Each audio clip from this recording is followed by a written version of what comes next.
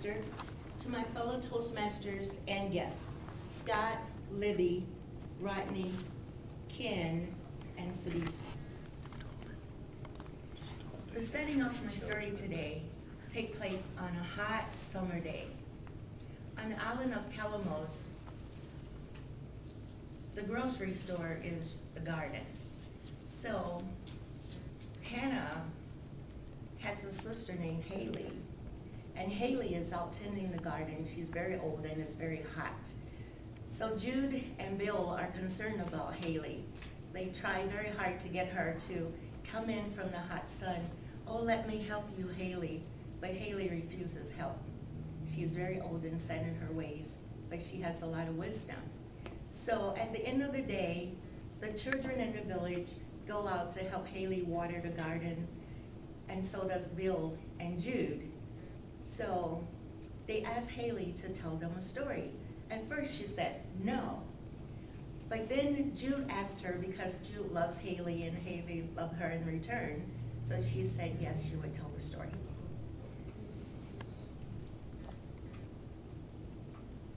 The story she decided to tell is the tale of three sisters. Listen well, my children. I'm about to tell you of a time long, long ago. I will tell you of the day the earth was born. Her older sisters, the moon and the sun, glowed with joyous anticipation.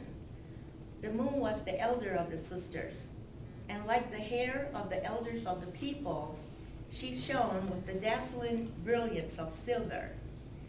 The sun shone as brightly as her sister, but her rays gleamed with the golden glow of youth. They talked excitedly of their hope for their sister, who would surely outshine them both. Oh, the glory of it all!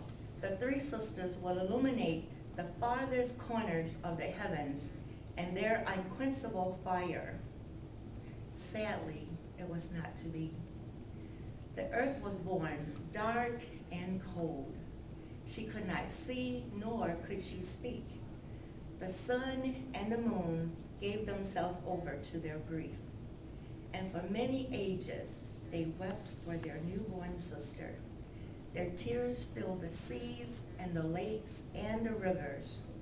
Even to this day, the sun mourns the earth's grim fate. The tears she shed makes the rain that falls on our head. The sisters feared the earth would be frightened in the darkness that surrounded her, so they resolved to shine upon her and keep her warm for all times. For many ages, the earth found mute comfort and sisters' loving grace. During the day, the sun cast a gentle glow upon her face, and at night the moon shone with equal brilliance. Together, they held the darkness at bay. In time, the sun began to worry about the moon. It was clear to see that her rays no longer cast the golden light of youth. The sun wondered if the strain of caring for their sister would overcome her. The thought made her tremble in fear. If the moon left her, she would be alone in the sky forever. Perhaps, she thought, the moon would benefit from a rest. She told her sister of her concerns. The moon said, I'm honored by your concern, dear sister, but do not fear. My light is silver, yours is gold, but the love I feel for our dear sisters give me strength. I am well.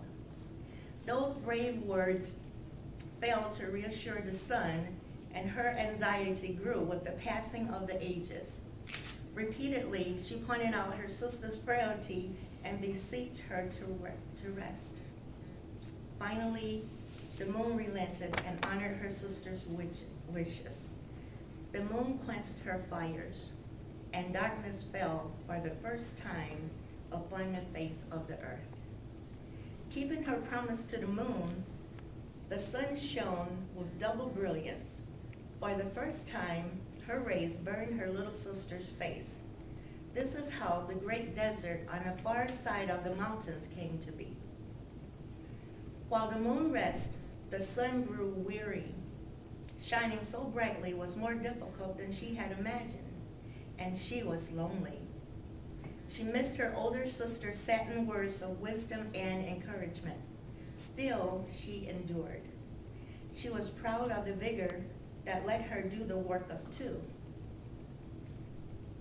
Finally, the time came to wake the moon from her slumber. The sun called to her once, but she did not hear. The sun raised her voice and called again. The moon relented. The sun called a third time. This time was with a mighty voice. Her voice shook the cosmos, and its force shattered her rays into tiny pieces. These specks of light fled in terror from her mighty voice and did not stop until they had reached the farthest corners of the heaven. This is how the stars came to be. At last, the moon responded. Her voice rattled and cracked. Let me rest, sister. Let me rest. I am old, I am tired, and I will shine no more.